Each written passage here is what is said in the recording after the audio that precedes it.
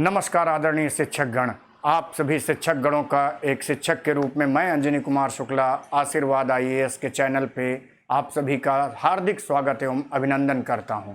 जैसा कि आप जानते हैं कि सुप्रीम कोर्ट ऑफ इंडिया के द्वारा एक डिसीजन दिया गया और उस डिसीजन ने कहीं न कहीं आप सबको दोबारा एक बहुत बड़े भ्रम संकट में डाल दिया कि अब बच्चों को तैयार करें या अपने को तैयार करें।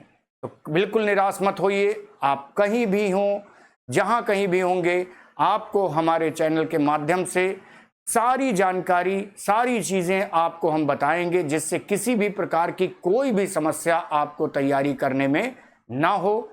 आशीर्वाद आईएएस इसीलिए हमने उस पर काम शुरू किया है कि जिससे कहीं ना कहीं आपकी सारी समस्याओं का समाधान किया जा सके।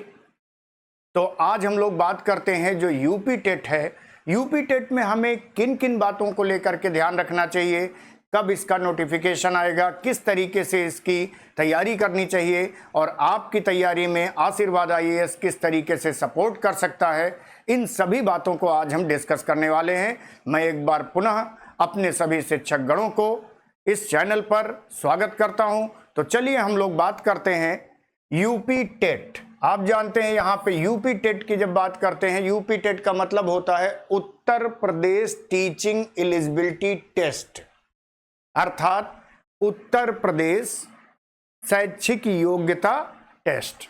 तो टीचिंग एलिजिबिलिटी टेस्ट से संबंधित यहाँ पे यूपी टेट का एक एग्जाम लिया जाता है और जिसके अंतर्गत ये देखा जाता है कि जिन शिक्षकों की नियुक्ति की जा रही है वो शिक्षक नॉलेज में उनमें कोई कमी नहीं है, किसी भी तरीके से कोई कमी नहीं है, लेकिन भैया जो छोटे छोटे बच्चे आ रहे हैं उन बच्चों को हमें कैसे टैकल करना है, इसके अंतर्गत एक मानक सरकार के द्वारा निर्धारित किया गया था और उस मानक को जिन शिक्षकों के द्वारा पूरा नहीं किया गया या उस समय ऐसी व्यवस्था नहीं थी, उसको लेकर के सुप्रीम कोर्ट ऑफ इंडिया ने यहाँ पर कहा है कि अब टीचिंग एलिजिबिलिटी टेस्ट क्लियर होना ये बहुत ज़्यादा ज़रूरी है।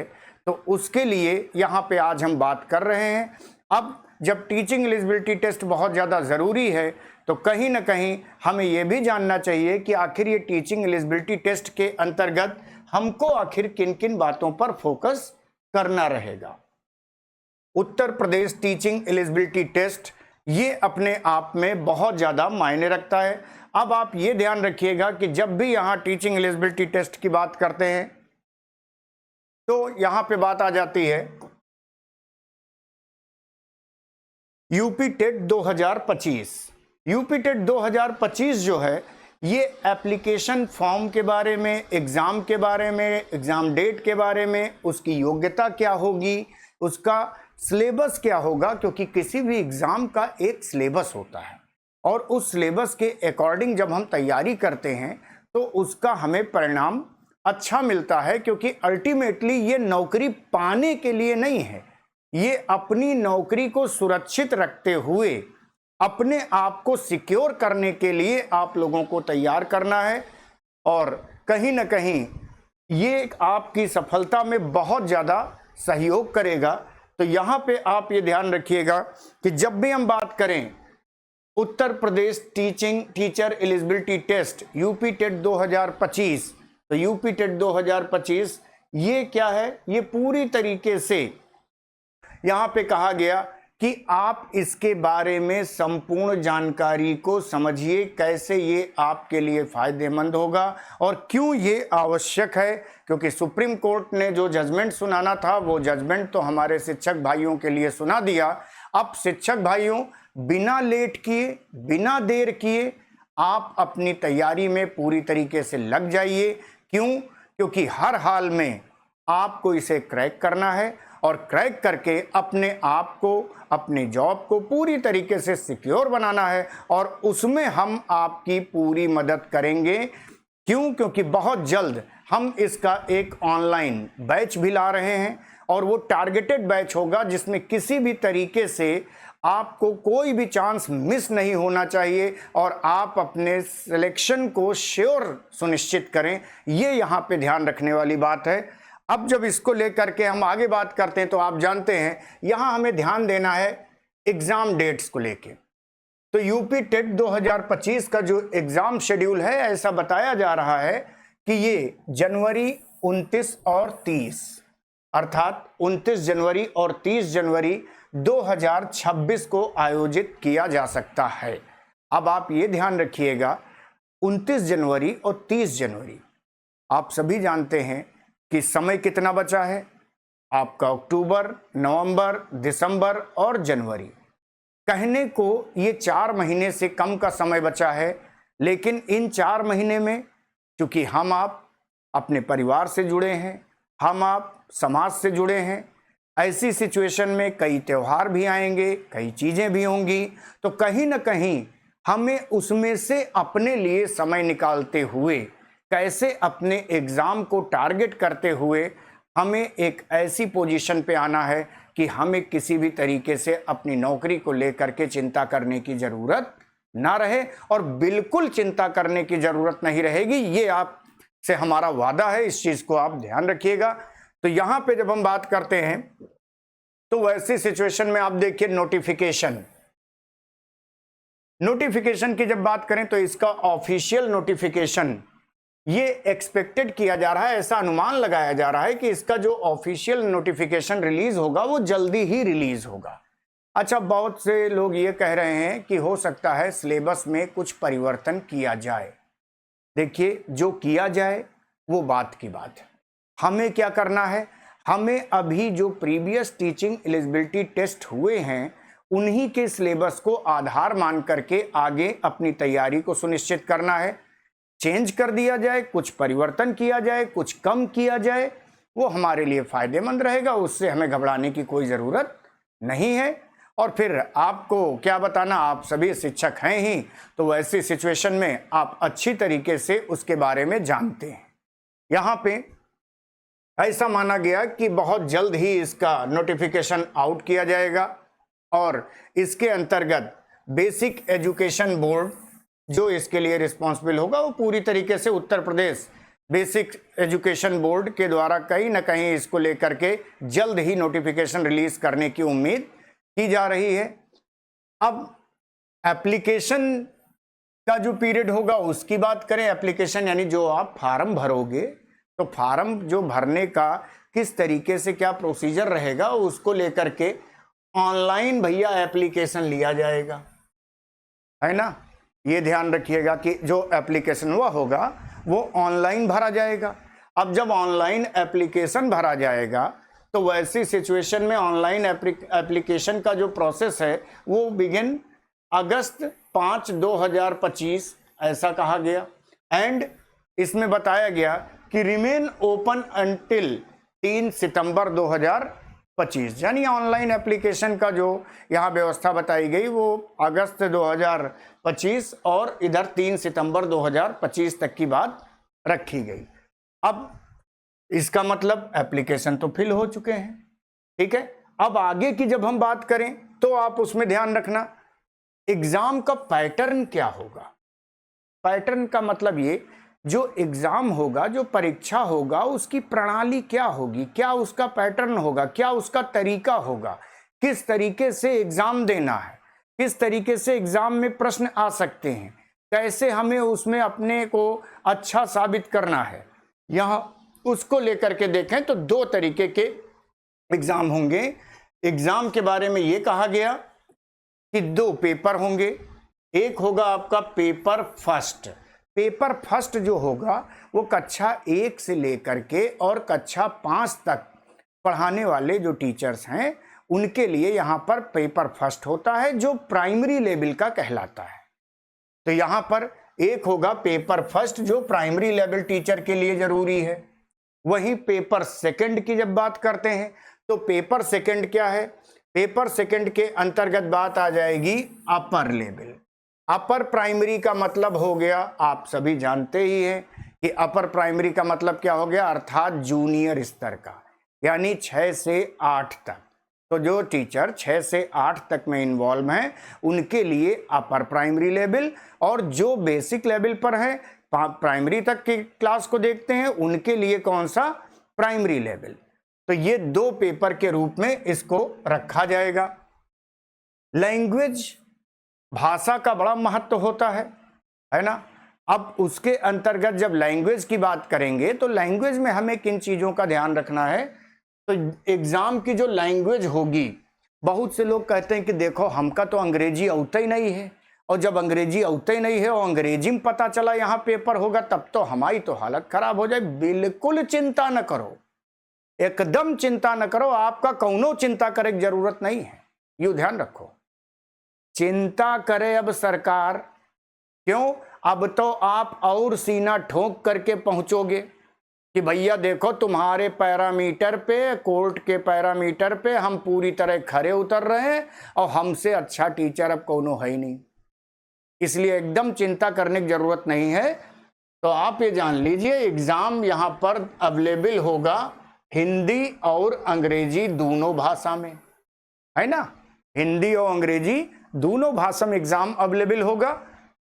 कहने का मतलब जौन प्रश्न हिंदी में होगा वही प्रश्न अंग्रेजी में भी ट्रांसलेट होगा, है ना। तो जो प्रश्न हिंदी भाषा में होगा वही प्रश्न अंग्रेजी भाषा में भी ट्रांसलेट होगा। तो मान लो कोनो कॉन्वेंट के पढ़े हुए हैं, अब वैसी सिचुएशन में जब कोई कॉन्वेंट का पढ़ा होगा तो उसको हिंदी उतनी ज़्यादा तो समझ में आएगी नहीं, लेकिन अंग्रेजी तो समझ में आएगी। तो वहाँ वो अंग्रेजी में देखें। जो हिंदी के जानकार हैं उनके लिए हिंदी में पेपर रहेगा। तो किसी तरीके से परेशान होने की जरूरत नहीं है। खूब चौड़े होकर के खाओ, घर में मस्त रहो, स्कूल में खूब जम के पढ़ाओ आप, और वहीं में थोड़ी सी तैयारी अपन कर लो, टीईटी निकल जाएगा, ये निश्चित है, एकदम चिंता मत करिएगा। यहां वैलिडिटी की बात करें तो एक बार खाली निकाल भर लो, केवल एक बार पेपर निकाल लो, और उसके बाद आप लोग ये जान लो कि एक बार आपने पेपर निकाल लिया तो वैसी सिचुएशन में जो आपको प्रमाण पत्र मिलेगा वो आपकी नौकरी तक वैलिड रहेगा, यानी लाइफ टाइम तक उसकी वैलिडिटी रहेगी। किसी भी तरीके से कुछ भी सोचने की जरूरत नहीं है। कहते हैं ना, बस एक ही बार प्रयास, अर्जुन की तरह आंख को देखना है, मछली की आंख को देखना है, वो ऐसा तीर मारना है, ऐसा तीर मारना है कि आंख पूरी तरीके से तीर जाके आंखें में लगे, दीदे फोड़े सीधे। ये ध्यान रखिएगा, जो आंख का दीदा होता वही फोड़ डाले, और बाकी कहीं कुछ नहीं। तो यहां पर यही चीजें हैं कि लाइफ टाइम ये वैलिड रहेगा, यानी पूरे सर्विस ड्यूरेशन तक ये पूरी तरीके से क्या होगा, वैलिड रहेगा। इसके पश्चात यहां पे देखें तो पेपर और सब्जेक्ट, यानी इसमें पेपर जो होगा उसके अंतर्गत सब्जेक्ट कौन कौन से होंगे, क्या होंगे। तो पहला सब्जेक्ट यही है सबसे ज्यादा इंपॉर्टेंट सब्जेक्ट।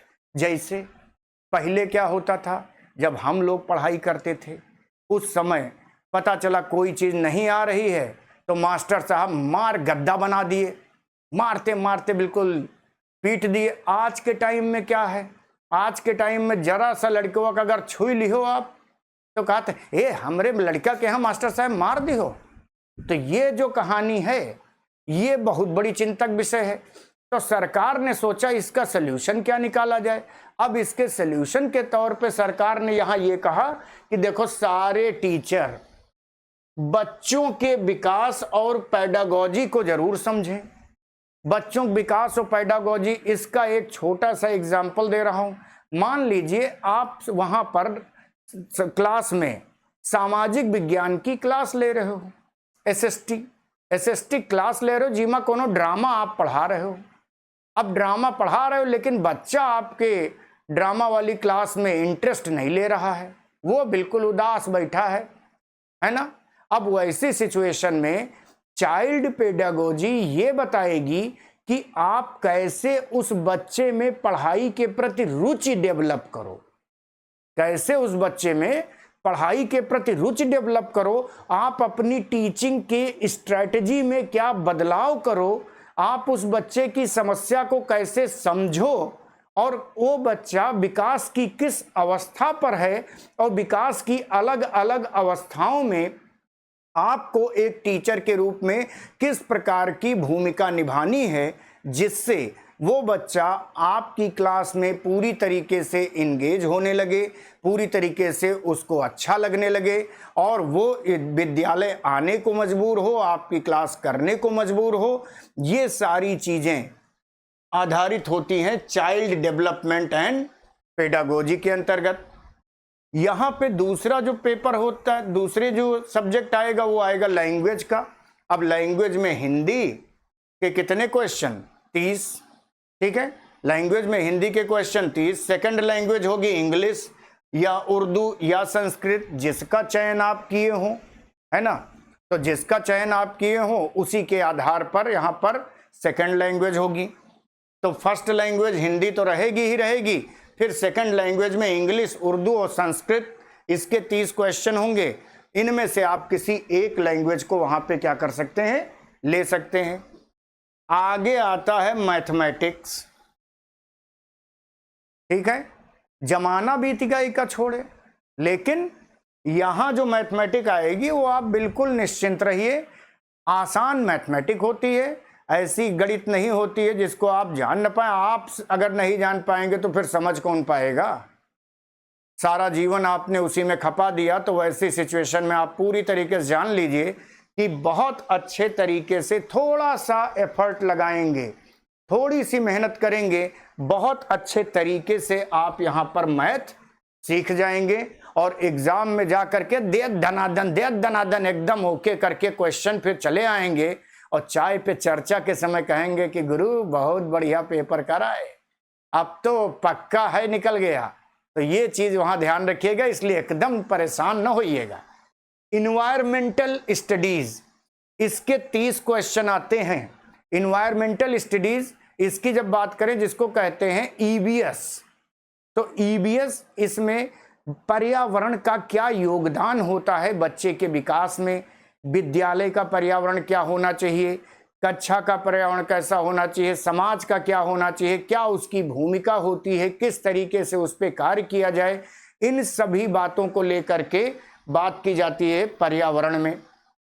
आगे अगर बात करें तो आप जानते हैं यहाँ कौन सा सब्जेक्ट कितने नंबर का होता है। तो यहाँ हमने टेट और सीटेट दोनों दे दिया है। ठीक है, टेट और सीटेट दोनों चीजों को बता दिया है। इसमें अगर बात करें तो आप जानते हैं चाइल्ड डेवलपमेंट एंड पेडागोजी, ये कंपलसरी होगा, यानी अनिवार्य होगा। चाइल्ड डेवलपमेंट और पेडागोजी जो होगा ये पूरी तरीके से अनिवार्य होगा सभी के लिए, चाहे वो प्राइमरी लेवल पर हो चाहे वो जूनियर लेवल पर हो, सभी को इसके बारे में पढ़ना जरूरी होगा। और इससे आसान, ये जान लो आप, इससे आसान कोई सब्जेक्ट नहीं है, बशर्ते थोड़ा सा हमें साइकोलॉजिकल मनोवैज्ञानिक तौर पर समझना है। दो ये चीज़ें ध्यान रखना है, एक हम अध्यापक हैं, दूसरा हमारे सामने बच्चा है, वो बच्चा किस एज ग्रुप का है और हम उसको टीचिंग करते वक्त किस तरीके से पढ़ाएं कि वो हमारी टीचिंग में इंटरेस्ट लेने लगे और उसको चीज़ें समझ में आने लगे जो आप करते चले आए हो। ठीक है, ये तो खाली एक सिगुफा है वर्तमान समय में कि हाँ भाई टेट क्लियर करो, है ना। तो यहां पे अगर बात करें तो child development and pedagogy, number आप क्वेश्चन इसके होंगे 30 और नंबर कितने होंगे 30। यहां लैंग्वेज, लैंग्वेज में देखो पहला तो क्या लिखा है अनिवार्य होगा, तो अनिवार्य कौन सा होगा हिंदी।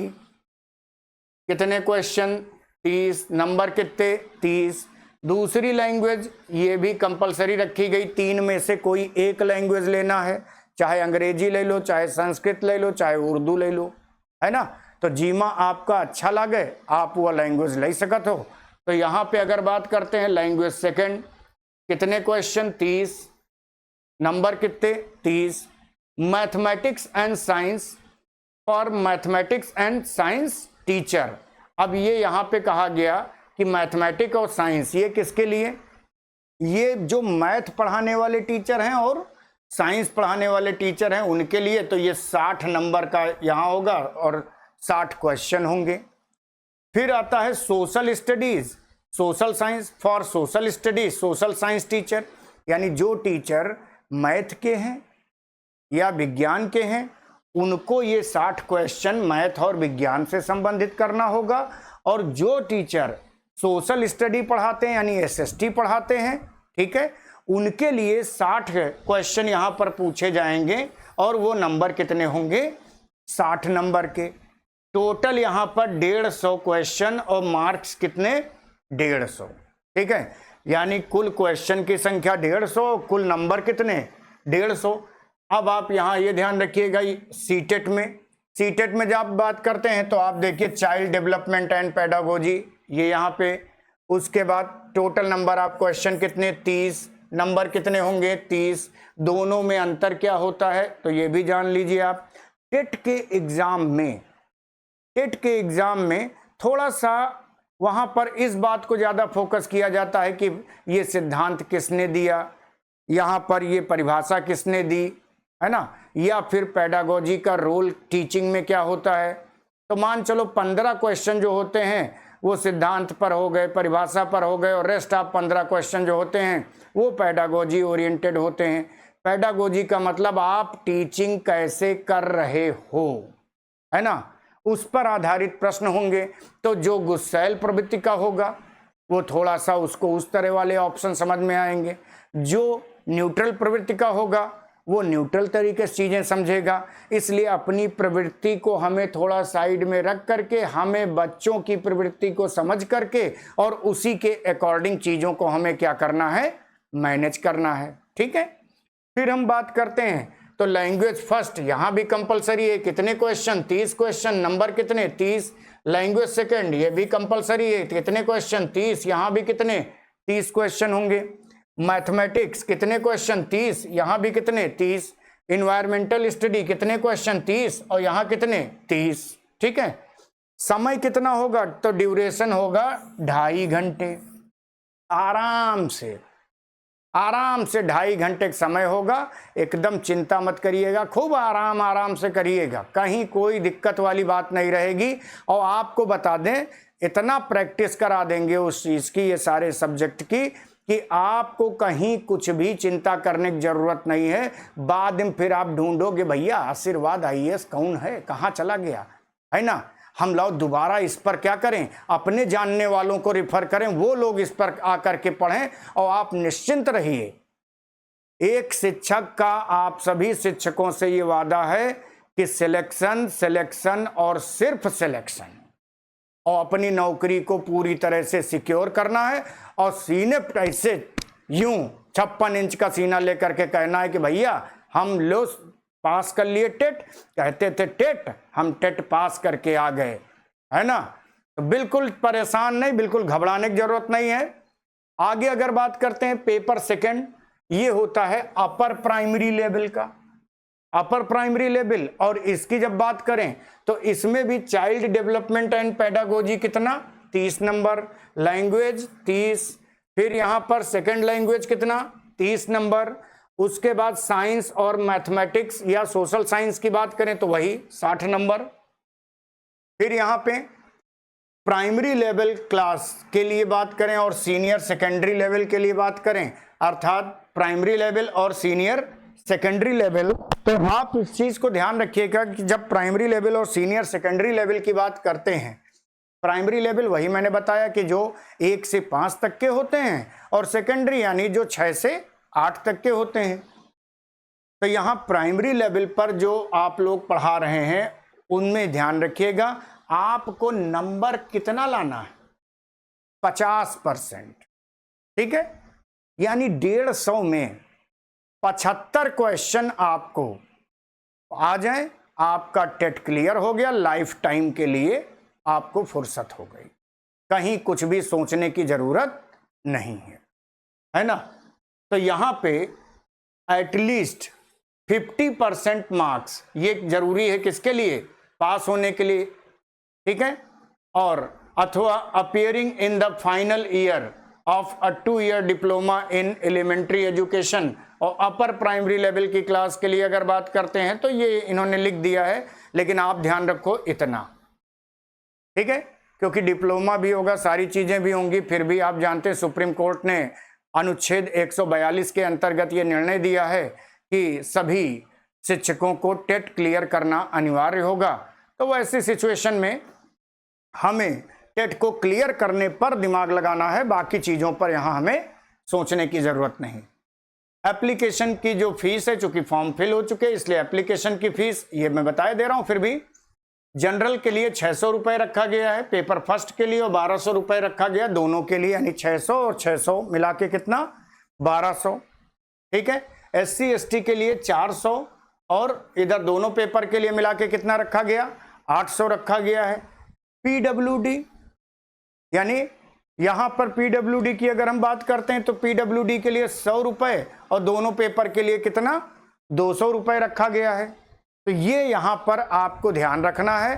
तो आदरणीय शिक्षकगणों, आपसे फिर मैं कहना चाहूंगा कि ये जो हमारा आशीर्वाद IAS चैनल है, आप बिल्कुल भ्रमित मत होइएगा कि ये केवल IAS को देखता है। ये IAS को देखता ही देखता है, लेकिन हर मुसीबत के समय अपने सभी जानने वाले, अपने सभी स्टूडेंट्स, अपने सभी शिक्षकगणों को हर एक मुसीबत से उबारने में सक्षम साबित होगा। और आपके लिए हम ये संकल्प करते हैं कि हर हाल में आपको टेट क्लियर करना है और हम करवा कर रहेंगे, आप ये देखिएगा, इसमें कोई दो राय नहीं है। बाकी जब आप टेट क्लियर कर लेंगे तो वैसी सिचुएशन में यहाँ पर क्या होगा, आप अपनी नौकरी को आगे कंटिन्यू करेंगे और कहीं ना कहीं हमारे इस चैनल के माध्यम से आपको अगर सीखने को मिलेगा तो भैया कहीं ना कहीं आशीर्वाद तो देंगे ही, है ना। तो आशीर्वाद चैनल ही ऐसा है जिसका नाम ही ये कह रहा है कि हम पूरी तरीके से आपको आपके करियर में सफल बनाने में, आपको आपकी नौकरी को सुरक्षित करने में पूरी तरीके से सहयोग करेंगे, कहीं भी कोई दिक्कत नहीं होगी। इसलिए पूरी तरीके से आप आशीर्वाद IAS के प्लेटफॉर्म को लाइक करिए, सब्सक्राइब करिए, ज़्यादा से ज़्यादा शिक्षक वर्ग के रूप में के लोगों में शेयर करिए, जिससे ज़्यादा से ज़्यादा शिक्षक वर्ग हमसे जुड़ सकें। जो देश के, जो प्रदेश के दूर दराज के क्षेत्रों में बैठे हुए शिक्षक गण हैं, जो नहीं आ सकते हैं शहर में आकर के कोचिंग करने, उनके लिए मोबाइल तो आजकल काफ़ी ज़्यादा सुगम हो चुका है और मोबाइल सभी लोग चलाते हैं। तो थोड़ा सा समय हमारे साथ शेयर करिएगा, हम आपको आपकी जॉब को सिक्योर करने में पूरी तरीके से मदद करेंगे। कहीं कोई दिक्कत नहीं होने वाली है। जहां कहीं कोई डाउट आएगा तो डाउट से लेकर के हर एक चीज़ पे हम आपको सपोर्ट करेंगे। तो ये आप ध्यान रखिएगा और इसी के साथ हम अपनी बात को समाप्त करते हैं।